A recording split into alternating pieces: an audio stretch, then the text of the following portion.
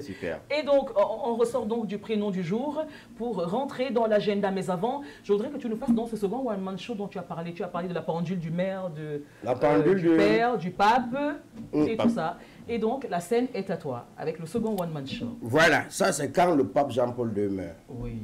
Bon, il arrive au paradis. Bon, surtout, tu m'as demandé de faire mon One Man Show. C'est pour moi, c'est pas pour toi. Non, je ne suis pas. Si tu me poses une question, tu étais là, non, ça s'est passé. Accepte même si je mens. C'est pour moi. Ok, promis. Voilà. Parole de Pharaon, promis. Ouais, parce que quand il était dit là que quand le pape Jean-Paul II meurt, il arrive au paradis, j'ai vu ta bouche qui voulait aller, tu étais au paradis. Laisse. Oui, je laisse. Voilà. Il arrive au paradis on s'aligne par ordre d'arrivée. Et comme il sait que c'est lui le pape, il trouve un rang de 200 personnes, il commence à les bousculer. Faites-moi passer, c'est moi le pape, c'est moi le pape. Ah, malheureusement pour lui, il arrive en 4e position. Devant lui, il y a un vieux. Le vieux là, Sabah pouvait quitter ici, ça arrivait là où Hervé est assis là. Et quand il veut donc pousser aussi le vieux pour passer, le vieux lui dit, tu pars où mon fils? Il regarde le vieux comme ça, il dit, vous appelez qui fils? Vous savez qui je suis? Le vieux dit, ah, tu es qui? Il dit, mais c'est moi le pape. Le vieux dit, ça fait quoi? Moi, je suis Moïse. Tu sais depuis quelle année je suis mort, je suis toujours en rang. Toi, tu es mort, ça fait 3 semaines, tu viens dire aux gens que tu es le pape. Tu as vu le monsieur qui est couché devant moi là, c'est Abraham. Lui-même, il est devant moi, c'est parce que ses pieds ne tiennent que debout, c'est pour ça qu'il s'est d'abord couché. Je te rappelle que même Jésus vient d'entrer, et c'est même pas à faveur, parce qu'il est le Fils de Dieu. Donc rentre, tu viens récupérer ta place derrière. Alors, 2 mois après, quand le pape arrive dans la chambre de Jésus, il voit les pendules au mur. Après, il dit, hé, Jesus, tu vends déjà les pendules? Jésus lui dit, non, toutes les pendules que tu vois au mur là, c'est pour tout un chacun qui est sur terre. Et ça s'affiche par nombre de péchés. Hey! Et le pape lui dit que bon, la pendule qui est à 0 là, c'est pour qui? Jésus lui dit, laisse tomber, ça c'est pour Marie, ma mère, elle n'a pas fait de péché. Voilà. Il dit, celle qui est à 3 là, c'est pour qui? Jésus lui dit, laisse tomber, ça c'est pour Pierre. Il m'a régné 3 fois, ça fait 3 péchés. Alors, quand il regarde une autre pendule derrière lui, il voit 528, il dit, ah, c'est sûr que celui-ci aussi est déjà mort. 528, Jésus lui dit non, celui-ci vit. Il dit à Jésus que bon, ça c'est pour qui? Jésus lui dit que ça c'est pour Macron, il a épousé sa mère. Après il dit à Jésus que, hey, donc il y a aussi les pendules de président ici. Jésus lui dit bien sûr. Il dit donc à Jésus que bon, s'il y a aussi les pendules de président...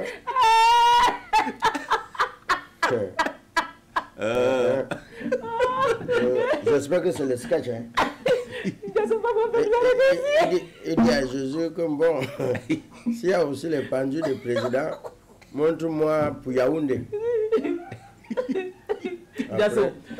Allons nous en l'émission est finie. Hervé, quitte ici. Je vais le téléphone, moi, il prend mon sac. Jason, reste ici. Ça va alors. Tu vas pas venir nous arrêter ici. Jésus même lui a dit que pour Yaoundé, ne même pas chez lui, c'est chez Dieu. Bon, nous on va sortir par la porte, il y a une porte dérobée. Toi tu vas sortir devant ma Si vous voulez qu'on sorte, on sort. Je me rappelle de ce sketch. Il avait fait ça à un mariage, au mariage d'un ami. D'accord. Quelque part, je crois que c'était dans une scène ici à Bonamou, ça dit. Ouais. Oh, j'avais rigolé.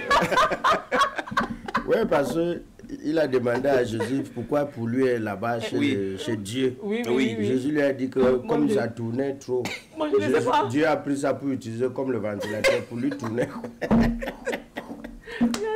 Tu es impertinent, tu es insolent, tu es mal élevé. Hervé, on va passer par la porte. Je suis d'accord. Tu crois qu'une femme de quoi? Moi, je ne connais pas ce monsieur. C'est un sketch. Moi, je ne connais pas ce monsieur. C'est un même qui m'a dit par la porte dérobée. Voilà. Bon, alors, messieurs, il vous reste donc l'agenda. Oui, dis-moi. Vrai. Oui, dis-moi. Si toi, tu gères l'auberge ou l'hôtel, et tu vois ton beau-frère, le mari à ta grande soeur, qui vient avec une femme, là où tu es, tu vas lui donner les clés. Je tape la femme, j'engueule le gars. Et tu perds ton travail. Mouf, pourquoi? Il faut être professionnel. Le travail te demande de donner les clés. Pourquoi les gens sont comme ça? On n'a pas de comme ça, pourquoi? Le travail te demande de donner les clés. Il ne va pas entrer ici. Il n'entre pas là. Tu perds ton travail. Solidarité féminine. Et tu vas dire quoi à ta soeur? Que c'est parce que ton imbécile de mari est venu avec une petite... J'ai tabassé la meuf, je l'ai chassée. Non mais intéressant, c'est le mari de ta soeur et non ton mari. Hein, quoi? Attends, je dis... ma grand-soeur m'appelle pour pleurer là. Où est le problème? Elle t'appelle, elle pleure. N'est-ce pas? Elle pleure. Elle pleure. Est-ce que c'est le sang qui coule? Et si il raconte une maladie? Et dit, tout à l'heure, elle a été faire rire. Les larmes ont coulé. C'est pas tout le pleurs là. Je suis dépassé. Non, mais moi, je peux pas. Moi, je vous dis. Ah, moi, il donne les clés jusqu'à lui dire que tonton, en sortant, tu me vois. Jamais. T'es choco. Si je suis réceptionniste, mon beau-frère se permet. Moi j'ai une grande sœur que j'aime beaucoup. Bon, j'ai une autre grande sœur là, bon, elle peut faire il peut lui arriver ce qu'il veut. Enfin, il peut bon, et si c'est ta grande sœur qui vient avec notre homme, tu donnes les clés quand même. Tu appelles mon beau. Bon, attends, si ma grande sœur, elle est mariée. Oui. Oui, elle vient avec notre homme, elle est mariée. Je lui dis que parce qu'elle s'appelle Tini, Tini. Si Stéphane vient nous taper ici. Ah, pour elle, donc tu laisses qu'elle entre. Donc tu peux aussi dire à Stéphane que... Stéphane, si Tini vient ici, tu peux aussi dire ça. Non, parce que non, en réalité, je connais Tini, je connais ma soeur, je connais Tini. C'est une bonne femme, elle est fidèle. Elle n'est pas chaude bouillante comme moi. C'est une femme, elle est. Pour justifier. Oui, mais je dis que s'il arrivait à Tini, parce qu'elle adore Stéphane, d'accord. Oui. Tini, c'est pour Martine. Alors Tini, elle adore Stéphane. C'est le père de ses enfants. Ça fait des années, ils se sont jurés amour, fidélité. Et moi, je connais Tini. Donc si je la vois venir à l'hôtel avec un gars, déjà, c'est même pas sûr que ce soit son gars. Ça peut être une relation d'affaires. Voilà.